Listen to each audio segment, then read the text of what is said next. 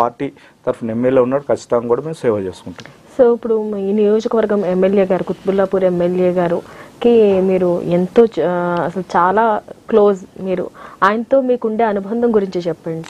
అవునండి, ఆయన యాక్చువల్గా నేను ఇంతకుముందే చెప్పానండి, నేను యాక్చువల్గా రాజకీయాలకు రావాలని నాకు ఇష్టం లేకుండే, అసలు నాకు రాజకీయాలకు రావాలని కూడా లేకుండే. కాకపోతే తెలంగాణ వాదంతో మనం తెలంగాణ ఉద్యమంలో పనిచేస్తున్నాం. అలాంటి టైంలో మరి వివేకానంద గారు మాకు 2 సార్లు కలిసి మరి ఉద్యమంలో కాదు మరి ప్రత్యక్షంగా పార్టీలకు వచ్చేసి కేటీఆర్ మరి టీఆర్ఎస్ పార్టీలో మీరు పనిచేయాలి రాజకీయంగా చెప్పి తీసుకురావడం జరిగింది. అప్పటి నుంచి కూడా మేము పార్టీలో పనిచేస్తున్నామండి. ఓకే సార్, ఇప్పుడు ఓవరాల్గా మాట్లాడు, మీ నియోజకవర్గం కాకుండా ఒక ఓవరాల్గా బీఆర్ఎస్ పార్టీ గురించి మాట్లాడుకుంటే బీఆర్ఎస్ పార్టీలో ఎక్కువ వలసలు జరుగుతున్నాయి. చాలామంది వేరే పార్టీలో జరగడం జరుగుతుంది. అంతర్గతంగా కూడా కొన్ని విభేదాలు అక్కడక్కడ కనిపిస్తున్నప్పటికీ రాబోయే ఎన్నికలు దీని ప్రభావం ఏమైనా కనిపిస్తుందంటారా? చూడండి, కేసీఆర్ గారి ఆధ్వర్యంలో అప్పుడు మరి కేసీఆర్ గారు ఎలా అయితే తెలంగాణ సాధించుకొచ్చారో ఆయన ఎక్కడ కూడా నిస్సహాయపోయిన వ్యక్తి కాదు. 100% ఆయనకు చాణక్యుడు, ఆయనకు వ్యూహం అనేది ఉంటుంది. ఆయన ఖచ్చితంగా కూడా పార్లమెంట్ ఎలక్షన్లో మంచి క్యాండిడేట్లను కూడా ఆయన పెడుతున్నాడు. ఇప్పుడు చూడండి, మా మల్కాజ్గిరి పార్లమెంట్ కాన్స్టిట్యున్సీలో మరి రాగిరి లక్ష్మారెడ్డి గారిని మనకు బీఆర్ఎస్ పార్టీ తరఫున అభ్యర్థిగా నిలబెట్టడం జరిగింది. ఆయన లోకల్ అభ్యర్థి.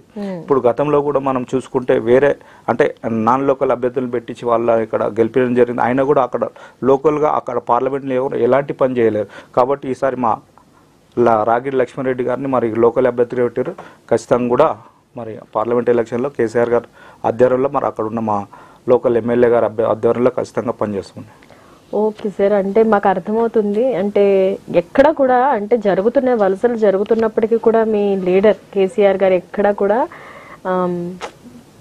నిండుకుండా తొణకదు అంటారు చూసారు, అలా గంభీరంగా తన పని తాను చేసుకుంటూ వెళ్ళిపోతున్నారు. ఎట్లా ఆయనకు ఎప్పుడు కూడా ఆయన ఒక్కడే ఉద్యమంలోకి వచ్చింది, పార్టీని నడిపించుకుంటే అంత మంచి ఇంత ఈ 10 సంవత్సరాలు అంటే తెలంగాణ సాధించడానికి 2001లో రాజీనామా చేసి పార్టీ స్థాపించి మరి ఎన్ని ఉప ఎన్నికల్లో ఆయన ధైర్యంతో మరి గెలిచడం జరిగింది. అప్పుడే ఆయనకు ఉన్న ఇప్పుడు ఈ పై నాయకత్వం ఎంతమంది పోతుంటారు వస్తుంటారండి.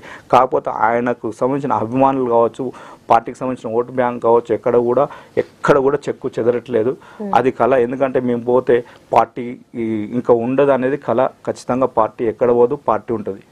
ఓకే సార్, అయితే మీ నియోజకవర్గ ఎమ్మెల్యే గారు చేసిన మీ నియోజకవర్గం పరిధిలో చేసిన అభివృద్ధి పనుల గురించి చెప్పండి సార్. మా నియోజకవర్గంలో ఎమ్మెల్యే గారు చెప్పిన అభివృద్ధి పనులు అంటే చాలా ఉన్నాయి, చెప్పడానికి కొత్త చాలా ఉంటాయి.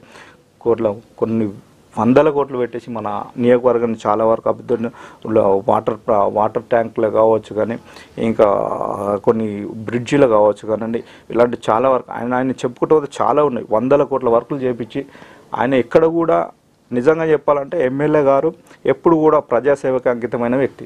ఓకే, అంటే మీకు ఎక్కువగా తెలుస్తుంటాయి. ఎందుకంటే first of all people problem ఉంది అనుకున్నప్పుడు ఫస్ట్ ఎమ్మెల్యేకి ఎంతో మీరు ఆప్తులు కాబట్టి మీ దగ్గరికి రావడం జరుగుతుంది. జనరల్గా అసలు మీ నియోజకవర్గంలో ప్రజలు ఎలాంటి సమస్యలతో మీ ముందుకు వస్తుంటారంటే? జనరల్గా వచ్చేదంటే వాళ్ళకి ఎప్పుడు ఇబ్బంది ఉంది. ఇప్పుడు కాలనీ వాళ్ళు ఉన్నారు, మౌలిక సదుపాయాలు, సీసీ రోడ్లు కావచ్చు, డ్రైనేజ్ లైన్స్ కావచ్చు, ఎలక్ట్రిక్ సంబంధించిన అవుట్ కావచ్చు. కాకపోతే పర్సనల్ కూడా కొందరు వస్తుంటారు, వాళ్ళకైతే మెడికల్ ఇబ్బంది ఉండి హాస్పిటల్లో ఉన్నప్పుడు కూడా వచ్చి వాళ్ళని కూడా సీఎం మరి ఎమ్మెల్యే గారికి తీసుకుపోయి మనం ఎమ్మెల్యే గారితో చెప్పించి మన అక్కడ ఉన్న సీఎం రిలీఫ్ ఫండ్ కావచ్చు, అత్యవసరం ఉంటే ఎల్ఓసీలు కూడా ఇప్పించిన సందర్భాలు చాలా ఉన్నాయండి. ఓకే సార్, పార్టీ ఉద్యమంలో మీరు ఏ విధంగా చైతన్యవంతం చేశారు మిగతా కార్యకర్తలు కావండి, ప్రజల్లో చైతన్యం మీ వంతు మీరు ఎలాంటి కృషి చేశారు? అంటే పార్టీ తరఫున అండి, ఎక్కడ కూడా పార్టీ తరఫున అంటే ఒక సంస్థ అండి, మనకు ఎక్కడైతే పై నాయకత్వం కింద నాయకత్వానికి చెప్తుంటుంది మేము ఈ పార్టీ బలోపేతం గురించి. ఎప్పుడు కూడా మనం గల్లీ నుంచి ఇప్పుడు ఒక డివిజన్ స్థాయి అంటే డివిజన్లో ఒక కమిటీ ఉంటుంది.